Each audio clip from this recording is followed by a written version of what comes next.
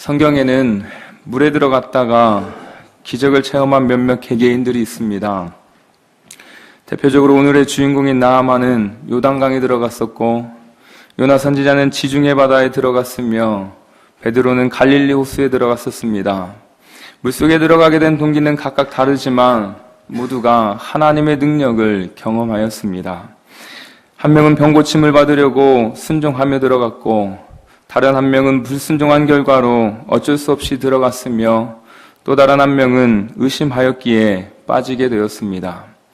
이처럼 순종했던 자나 불순종했던 자나 의심했던 자나 각각 다른 이유로 물속에 들어가게 되었지만, 저들과 함께 하신 하나님께서는 저들의 생명을 붙들어 주셨습니다.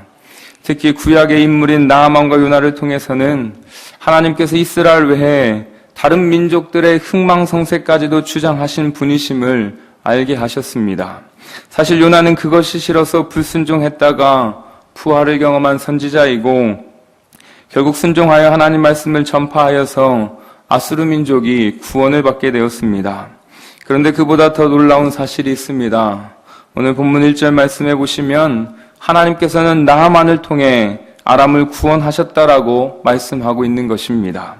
아람 왕의 군대 장관 나아만은 그의 주인 앞에서 크고 존귀한 자니, 이는 여호와께서 전에 그에게 아람을 구원하게 하셨습니다. 그는 큰 용사이나 나병 환자더라. 나아만이 누구이길래 하나님께서 그를 통해 아람을 구원하셨다라고 하는 것이지요? 나아만은 요나처럼 하나님의 백성이 아닌 이방인이었습니다.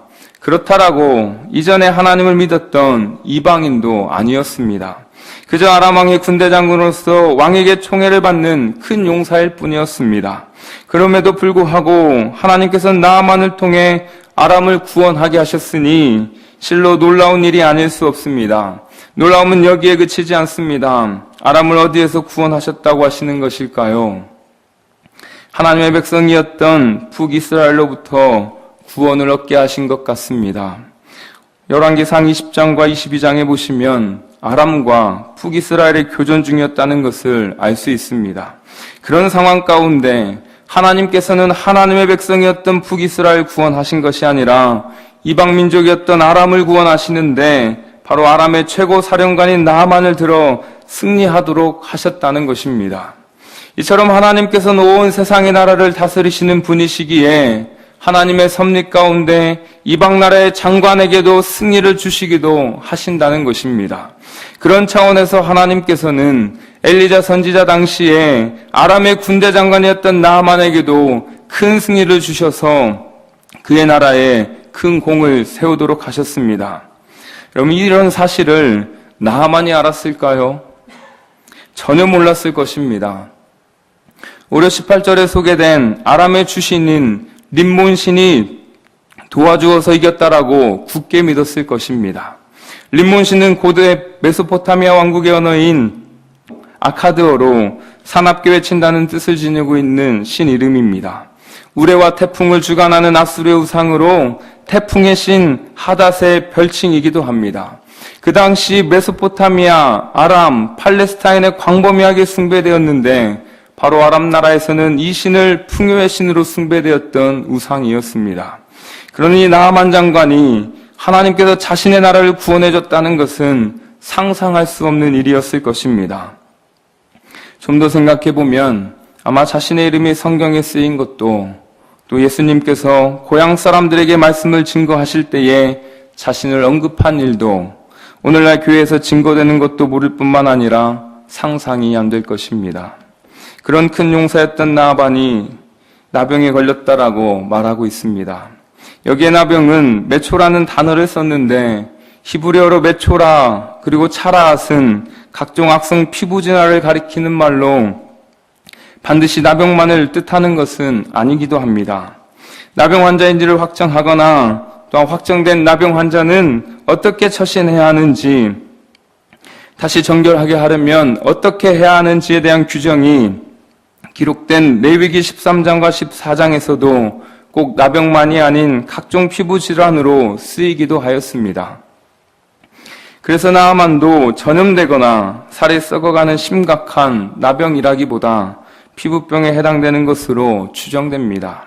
왜냐하면 나아만의 나병이 엘리사의 종 게하시라는 인물에 옮겨갔을 때 나타난 현상을 보면 더욱 그렇다라고 말할 수 있기 때문입니다. 27절 말씀해 보시면 게하시는 나병이 발하여 피부가 눈같이 하얗게 되었다라고 기록하고 있습니다. 하지만 이렇게 피부가 하얗게 버짐 현상이 심해지면 나병의 경우와 같이 환자를 사회에서 고립시켰습니다. 나아만은 아직 그런 상태까지는 아닌 것을 알 수 있습니다. 왜냐하면 그가 그의 집에서 생활하면서 왕을 만나러 갈 수도 있었기 때문입니다.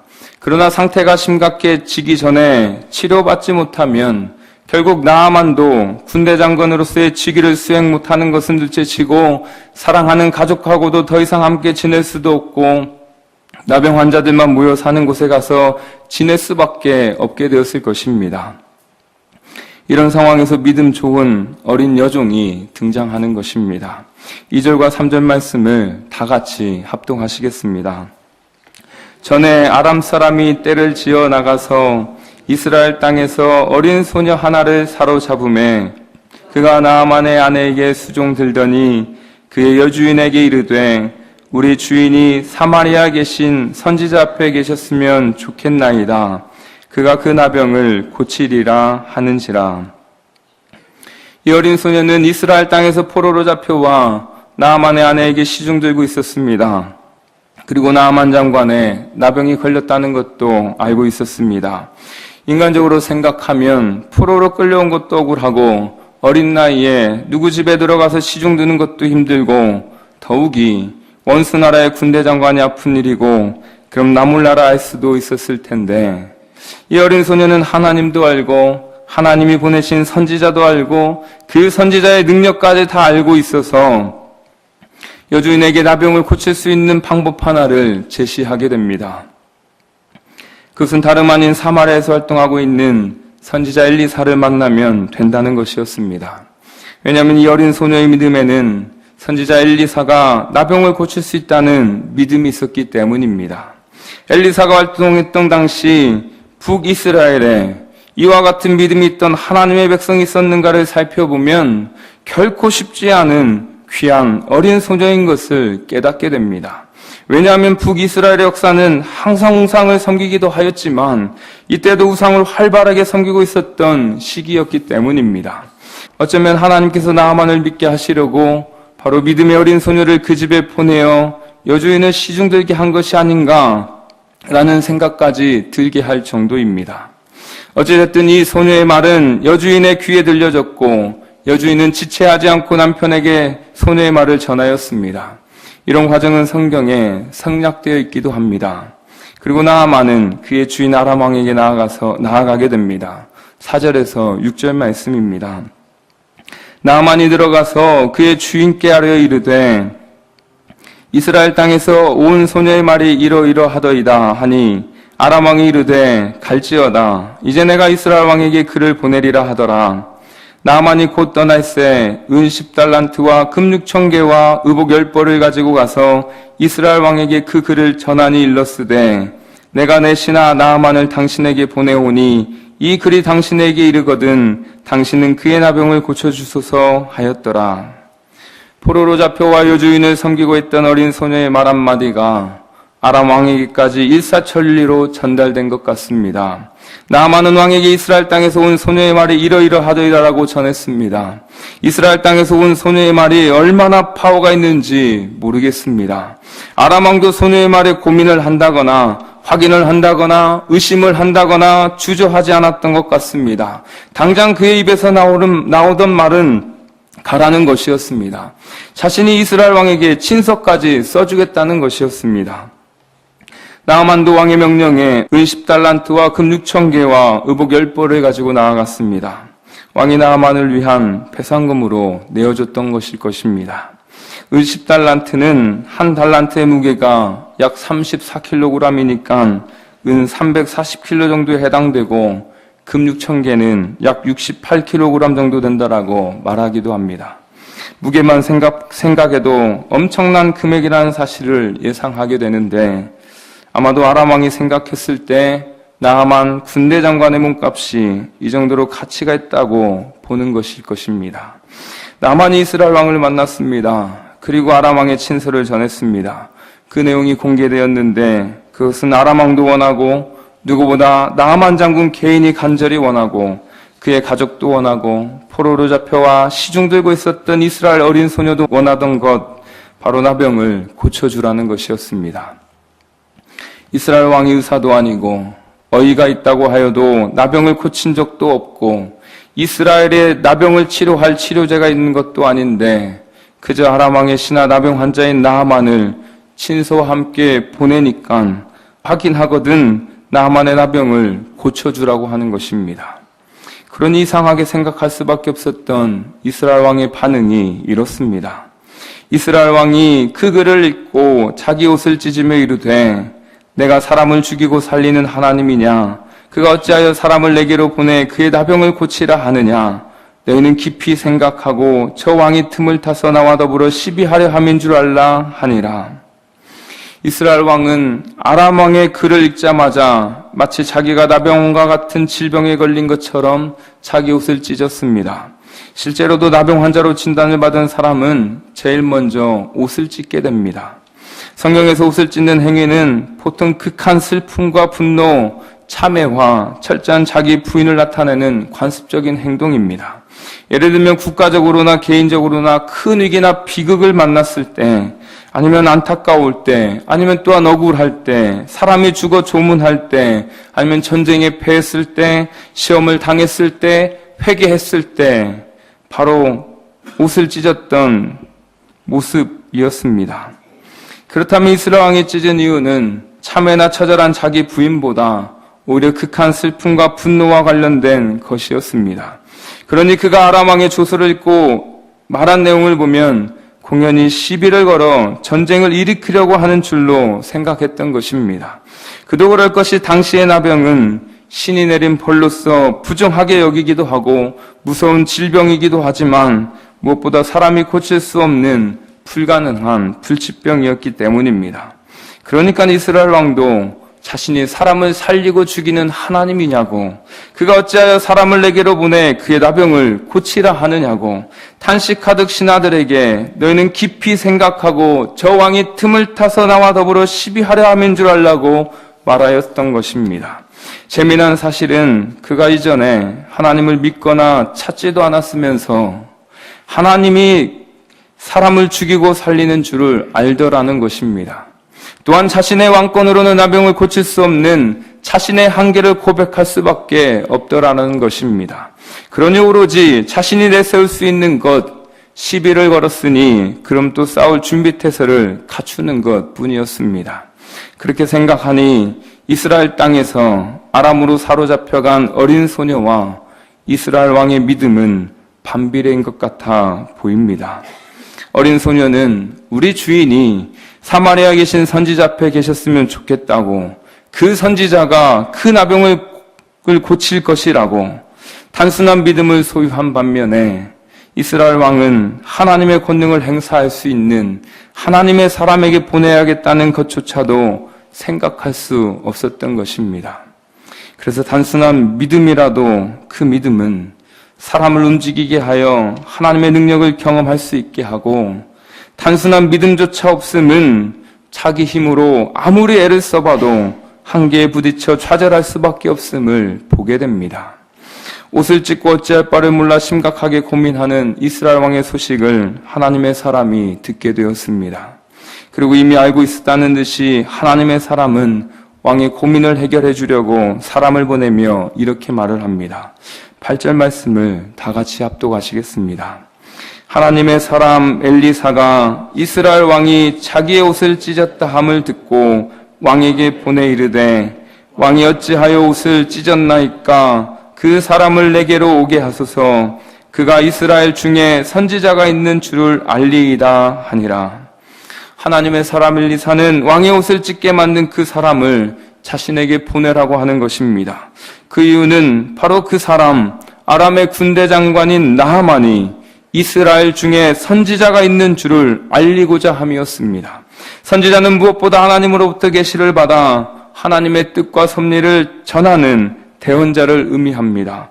그러니 엘리사는 나하만으로 하여금 바로 이스라엘 땅에 하나님의 뜻과 섭리를 전하는 선지자가 있다는 것을 확실하게 알려주겠다라는 것이었습니다. 이스라엘 왕도 천만다행이라고 큰 짐을 벗은 것처럼 엘리사의 말에 순순히 따른 것 같습니다. 이 일도 얼마나 일사천리로 이루어졌는지 성경에는 기록이 되어 있지 않습니다. 그저 나아만이 이스라엘 왕의 말을 듣고 엘리사의 집으로 향할 뿐이었습니다. 사실은 엘리사의 말을 듣고 나아만이 움직인 것입니다. 9절과 10절 말씀입니다. 다 같이 합독하시겠습니다.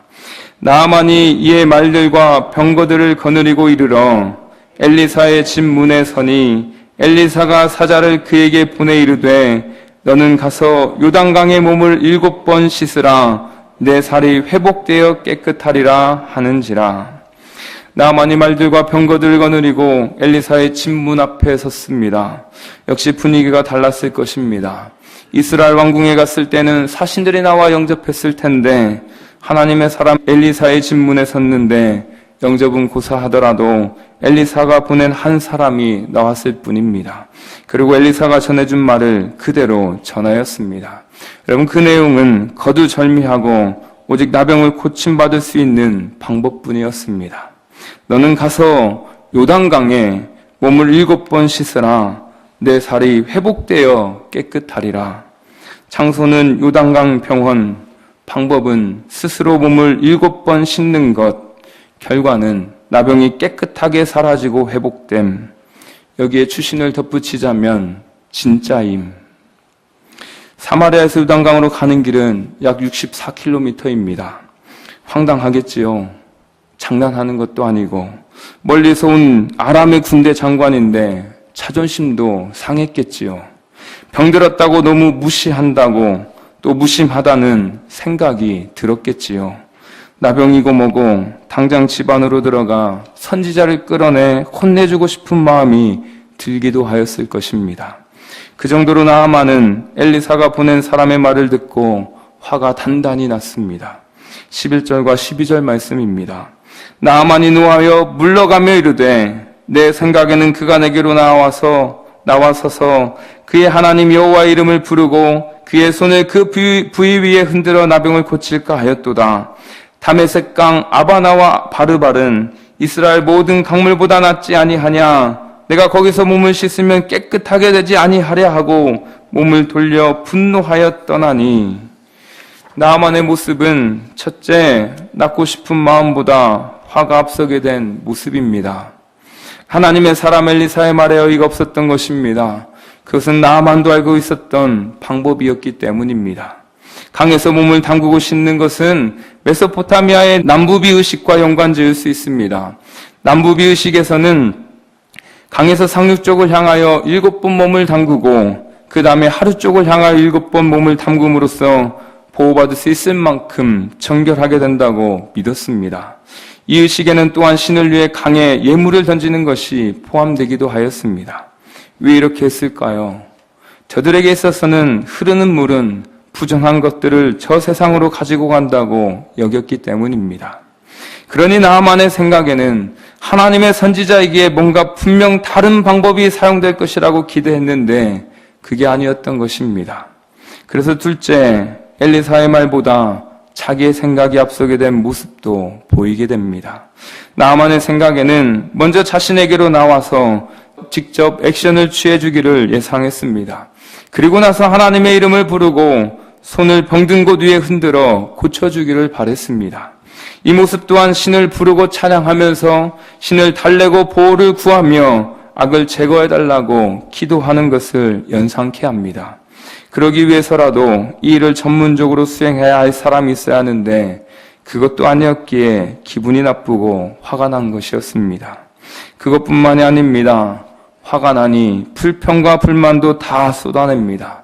왜 하필 요단강이냐고 하는 것입니다. 요단강보다 더 맑고 깨끗하고 좋은 다메섹강 아바나와 바르발이 아니냐라고 하면서 말입니다. 실제로도 바르발은 헬몬산의 눈 녹은 물이 흘러내리면서 걸러져서 형성된 강이었기에 요단강보다 훨씬 좋다라고 말할 수 있습니다. 그러니 거기서 씻으면 되지 않겠냐고 못마땅하게 생각하고 있습니다. 이런 나아만의 분노는 멈추지 않고 말과 행동으로 이어졌습니다.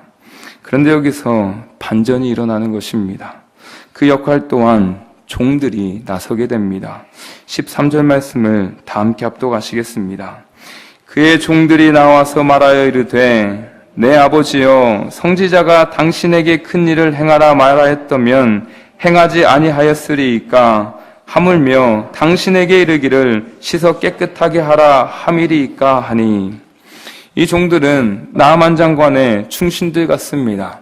목숨까지 걸 정도는 아니었더라도 바른 말을 해서 분노하던 나아만을 살렸기 때문입니다. 다른 무엇보다 나병을 낫게 된다는데 무엇인들 못하겠느냐라고 말하는 것입니다.